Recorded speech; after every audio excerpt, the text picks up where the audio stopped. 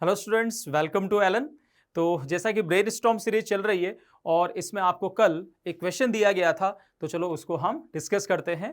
क्या था वो हमारे क्वेश्चन? तो ये था question, this question was related to कि यहाँ पर हमें गिवन है दो फाइनली वूवन मैशेज है हमारे पास वायर की बनी हुई, और अगर हम देखें तो दोनों के बीच में हमने D1 D2 जिनको बोला गया है, और वहां पर एक V पोटेंशियल डिफरेंस हमने अप्लाई किया है। V का वैल्यू हमें दिया हुआ है 25 वोल्ट। ठीक है, फाइनली वूवन है। इसका मतलब हम ये कंसीडर कर सकते हैं कि दोनों जो मेशेस हैं उनके बीच में जो इलेक्ट्रिक फील्ड है वो यूनिफॉर्म है, और किस तरीके का पोलरिटी रहेगा, D2 पॉजिटिव पॉजिटिव प्लेट की तरह उसको हम कंसीडर कर सकते हैं, और जो D1 है उसको हम नेगेटिव प्लेट की तरह कंसीडर कर सकते हैं, है ना। तो दोनों के बीच में जो इलेक्ट्रिक फील्ड है वो यूनिफॉर्म है। ठीक, अच्छा, उसके बाद एक इलेक्ट्रॉन बीम है जो कि इस तरीके से इस सोर्स से निकल करके यहां पर स्ट्राइक करती है। दोनों मेसेस के बीच में वो इलेक्ट्रॉन बीम ट्रेवल करती है, और उसके बाद दूसरी तरफ से वो बाहर निकल जाती है। एंगल्स हमें दिए हुए हैं, कितने एंगल पर वो एंटर किया और कितने एंगल पर वो निकला है ना। अल्फा बीटा हमें इस तरीके से दिया हुआ है। क्वेश्चन में हमसे क्या पूछा गया था? अगर हम इसके पार्ट ए की बात करें, show that for the angle of incidence alpha and the angle of refraction beta Snell's law is valid.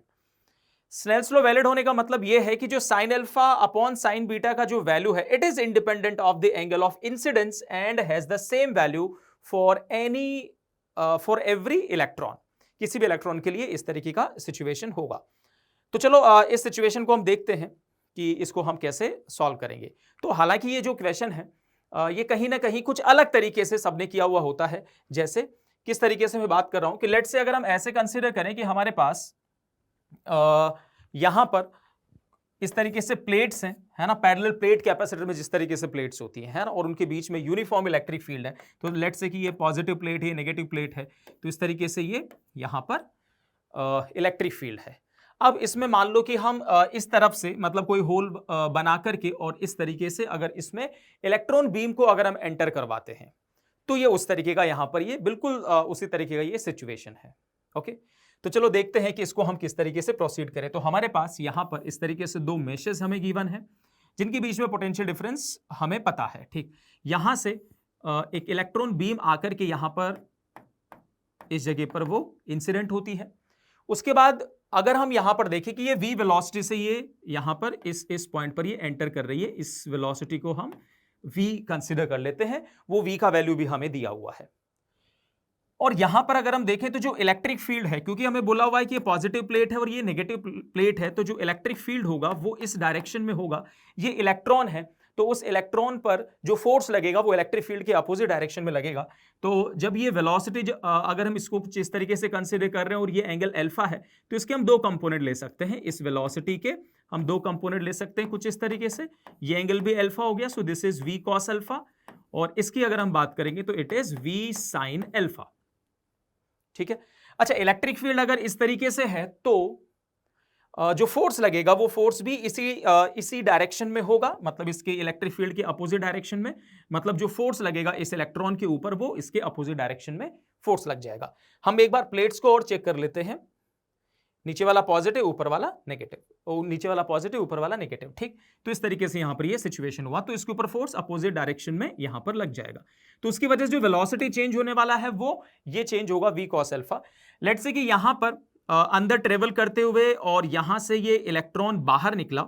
ये इलेक्ट्रॉन जब बाहर निकला तो यहां पर जो वेलोसिटी है उसको हम कुछ u कंसीडर कर लेते हैं, and this angle is beta, right.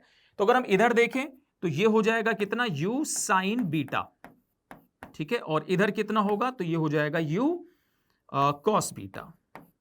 इस तरीके का यहां पर ये सिचुएशन होने वाला है। ओके, नाउ तो अगर हम बात करें कि जो v sin अल्फा होगा, ये तो डेफिनेटली किसके इक्वल है, v sin alpha is equal to u sin beta, है ना। ये इक्वेशन हम लिख सकते हैं क्योंकि उस डायरेक्शन में कोई फोर्स नहीं है। अगर उस डायरेक्शन में फोर्स नहीं है तो यहां से sin alpha upon sin beta, sin alpha upon sin beta is nothing but it is u divide by v। तो अगर हम u डिवाइड बाई v इसका वैल्यू अगर हम कैलकुलेट कर लेते हैं तो ultimately sin alpha upon sin beta का वैल्यू हमें मिल जाएगा। और हमें ये एंश्योर करना पड़ेगा कि ये वाली जो चीज है ये किस तरीके से इंडिपेंडेंट होनी चाहिए, है ना। किसी भी इलेक्ट्रॉन के लिए ये वाली बात ट्रू होनी चाहिए। ठीक, तो चलो इसका वैल्यू हम कैलकुलेट करके देखते हैं। तो मतलब u बाई v का रेशियो हमें निकालना है। अच्छा, तो जब ये यहां से यहां तक ट्रेवल कर रहा है तो इस प्रोसेस में अगर हम देखें तो उसके ऊपर जो फोर्स लग रहा है वो केवल इलेक्ट्रोस्टैटिक फोर्स है और दैट इज कंजर्वेटिव। तो we can conserve the mechanical energy, है ना। या फिर इसकी ऐसे भी हम बोल सकते हैं कि इसकी स्पीड में जो चेंजेस आएंगे वो किसके वर्क डन की वजह से आएंगे। तो हमारे पास ये जो इलेक्ट्रिक फील्ड है इसका जो वर्क डन होगा उसी की वजह से केवल ये चेंजेस हमें मिलेंगे। तो यहां से अगर हम ये चीज अगर हम देखें कि फाइनली अगर हम देखें तो चेंज इन काइनेटिक एनर्जी हमने लिखा, so half m u square minus half m v square which is equal to the work done. Okay, work done की बात अगर हम करते हैं तो देखो यहां पर ये जो फोर्स है, ये फोर्स हमें इसको फोर्स को अगर हम लिखेंगे तो चार्ज को हमने क्यू कंसीडर कर लिया, ई हमारे पास क्या हो जाएगा, this is the electric field, और डिवाइड में हम क्या कर देंगे, डिवाइड में क्यू ई तो अपना क्या हो गया फोर्स और मल्टीप्लाइड बाई द डिस्प्लेसमेंट, है ना। तो फोर्स अगर इस डायरेक्शन में तो इसी डायरेक्शन का हमें यहां पर क्या कंसीडर करना पड़ेगा, डिस्प्लेसमेंट कंसीडर करना पड़ेगा। तो इसको हम डी कंसीडर कर लेते हैं, है ना। सो क्यू ई इंटू डी हो गया। डिस्प्लेसमेंट कौन से डायरेक्शन में हो रहा है, डाउनवर्ड डायरेक्शन में हो रहा है, ठीक है। और फोर्स की अगर हम बात करेंगे तो फोर्स भी डाउनवर्ड डायरेक्शन में ही लग रहा है, ठीक है। इस वजह से अगर हम देखेंगे तो ये जो वर्क डन है इट इज पॉजिटिव, ठीक। ई का वैल्यू हम लिख सकते हैं क्योंकि यहां पर इन दोनों प्लेट्स के बीच में हमें पोटेंशियल डिफरेंस गिवन है। तो पोटेंशियल डिफरेंस अगर गिवन है तो जो इलेक्ट्रिक फील्ड होगा उसको लिखा जाएगा V divide by D. This V is potential difference between these two message, ठीक। सो यहां से E का वैल्यू हम ये पुट कर सकते हैं, तो ये हो जाएगा Q इंटू V। ऑलराइट, बस इसको अब हम सॉल्व कर लेते हैं। तो यहां से अब हमें कैलकुलेट करना है कि u बाई वी का रेशियो हमें कैलकुलेट करना है ना। वही हमारा क्या आ जाएगा, sign alpha upon sine beta का वैल्यू ये होगा, ठीक। तो ये वैल्यूज हम यहां पर पुट कर देते हैं। तो इसमें से अगर हम कॉमन ले लें, हम कॉमन ले लेते हैं इसमें से u बाई वी, है ना। इसमें से v स्क्वायर अगर हम कॉमन लेंगे, ठीक है, हाँ, तो v स्क्वायर इसमें कॉमन ले लें। अच्छा, ये वेलोसिटी है और इसका ध्यान रखेंगे कि इट इज पोटेंशियल डिफरेंस, ठीक। तो इसमें से v स्क्वायर हम कॉमन लेते हैं तो हाफ एम वी स्क्वायर अगर ये हम कॉमन ले लेते हैं तो देखो यहां बचेगा u square upon v square minus 1 that is equal to q into v, ठीक है। v हमें पता है तो इसको इधर हमने u square upon v square minus 1 which is equal to 2qv upon m into v square. This v is velocity, right. इस 1 को हम इधर लेकर के जाएंगे और फिर वहां से हम u को कैलकुलेट करते हैं। सो दिस u जो हमें मिलेगा, या सीधा हम u बाई वी लिख सकते हैं, है ना। u बाई वी अगर हम यहां से कैलकुलेट करें so it is square root of 1 plus 2qv upon m v square. ये इस तरीके का सिचुएशन हमें यहां पर मिला है। तो जो u बाई वी है यानी कि इस रेशियो की जो हम बात कर रहे हैं sign alpha upon sine beta, it is independent of कि कितने एंगल पर वो इंसिडेंट होगा। ये वाला जो रेशियो है ना, sign alpha upon sine beta का, इट इज फिक्स, है ना, क्योंकि चार्ज ऑफ इलेक्ट्रॉन वो फिक्स है, कितना पोटेंशियल डिफरेंस हमने अप्लाई किया है दैट इज ऑल्सो फिक्स।